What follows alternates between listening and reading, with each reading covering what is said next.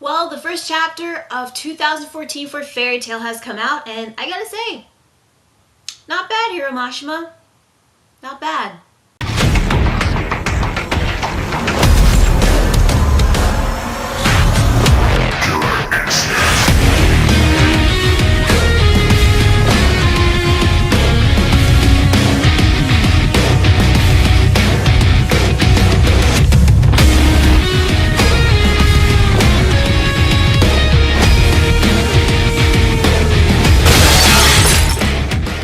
Hey guys, Spout27 here, bringing Fairy Tail chapter 366, 1,000 Souls. So the chapter begins right where it left off. Natsu has broken into Tartaros' headquarters, knocking out Crawford.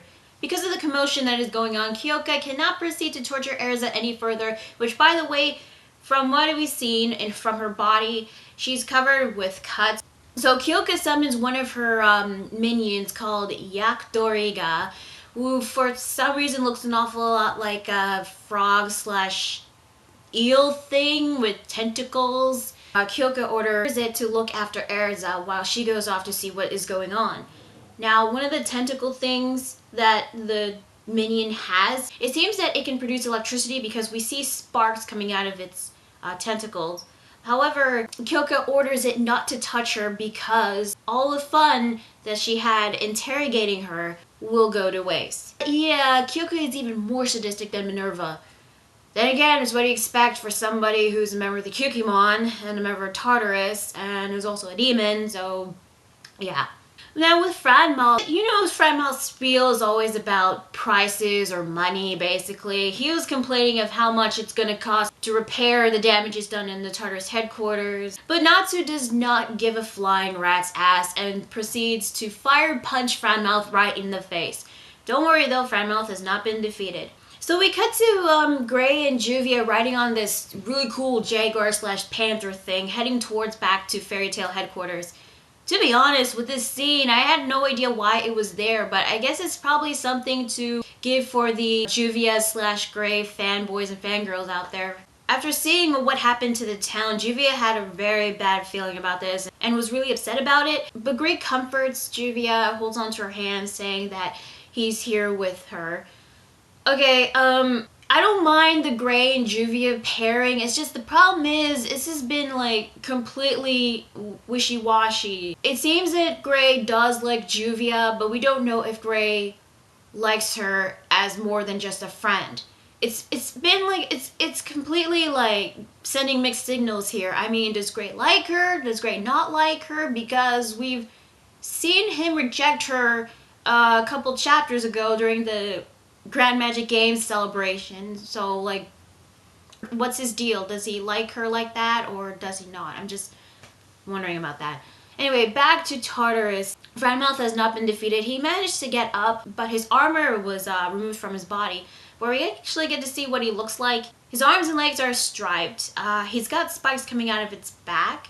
One of his abilities is to stretch out his arms, which he does so by trying to punch Natsu, but he managed to dodge it, but the arm managed to like go around Natsu and attaches itself onto him. When Franmalth said Link, it looked like Natsu was being zapped by Franmalth's arm, but apparently one of his other abilities is to probably absorb other people's strengths, because Natsu said that his strength was fading, so I guess Franmalth's two abilities is to absorb other people's energy or strength or magic, and he was able to stretch his arms. But Natsu saved things to Happy by biting onto one of his arms, but this only pissed off Franmalth and just slaps Happy away. But this only proceeds to piss off Natsu even further, managing to dodge Franmalth's arms, and he manages to grab onto his face using a technique called the Fire Dragon's Grip Strike. Basically just grabbing on his face and fire blast him. But even though he took a fire blast to the face, Franmalth was still able to stand.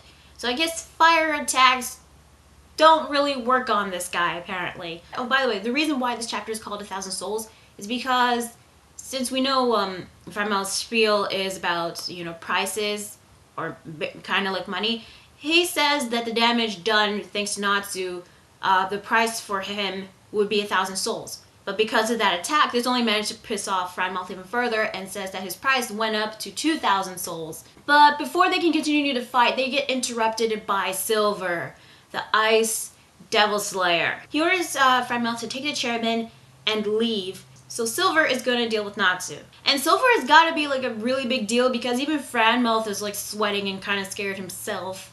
Now we know that Silver was the one responsible for freezing Atlas Flame, the Giants, and the Sun Village. Turns out he did that by accident. Yeah, he unintentionally froze the village and it was a mistake that he did. How was that a mistake? What, does he have like no control over his Devil Slayer powers? Like he accidentally froze it without even knowing? To be fair, that arc, despite its plot holes, it was just build up to leading to Tartaros, so yeah. Now, with Natsu's sense of smell, he says that he smelled like somebody that he knew.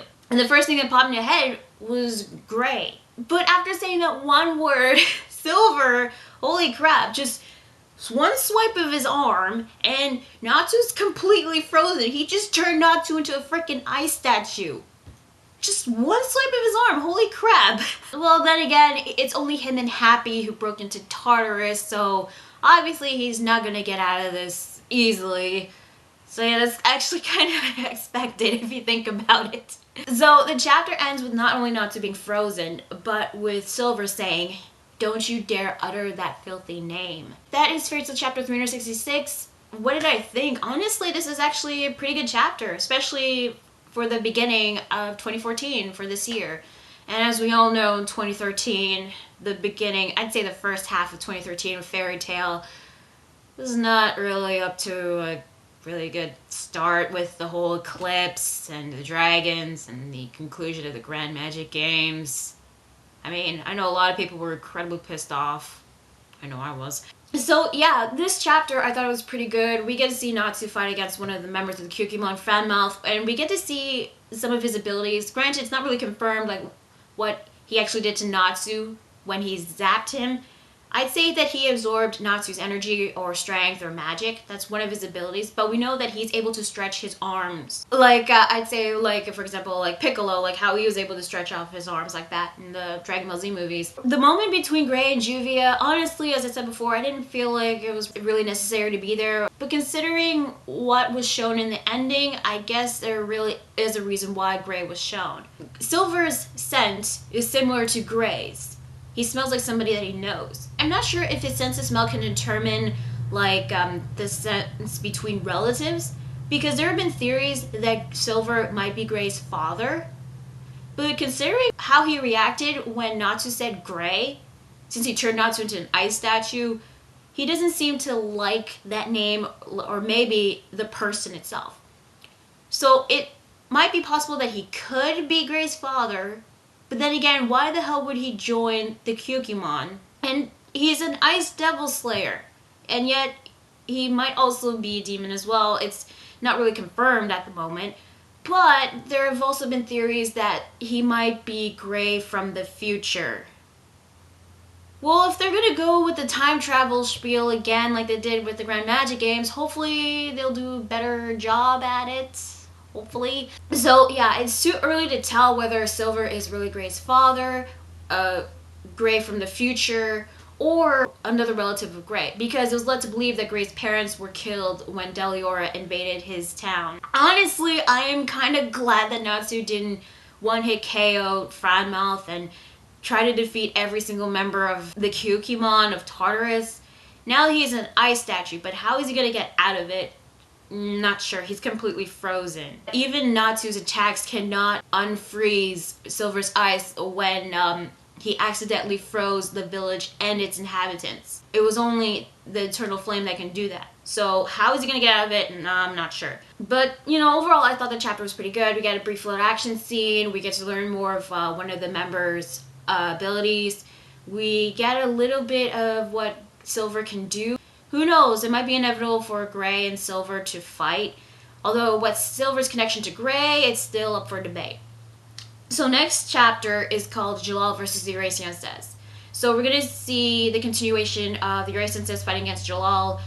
As I said before, Jalal probably might have to die in order to see Face, because this was the weapon that Tartaros is after, and in order to see that, Jalal has to die. And I know some of you guys don't want Jalal to die because of the Erza/Jalal pairing, but we can't have one without the other, so this is Hiromashima's call.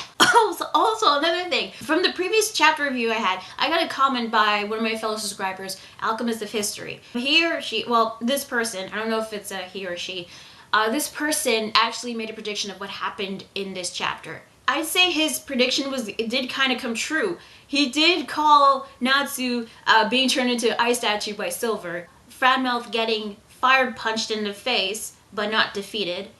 So, Alchemist of History, if you're watching this, your prediction basically kind of came true. So, yeah, that is Fairy Tale Chapter 366. Tell me, guys, what do you think of this week's chapter? Did you like it? Did you hate it? Any possible theories of what Gray's connection to Silver is? Is Silver Gray's father, Gray from the future, or a relative of Gray's? Let me know in the comments below. Also, be sure to like the video if you like it and subscribe for more videos. And be sure to check out my Facebook fan page and Google+. So yeah, that is Fairy Tale Chapter 366. Honestly, a pretty good chapter for the beginning of 2014. I'm Lunar Spawn 27, and I will see you guys later. Bye.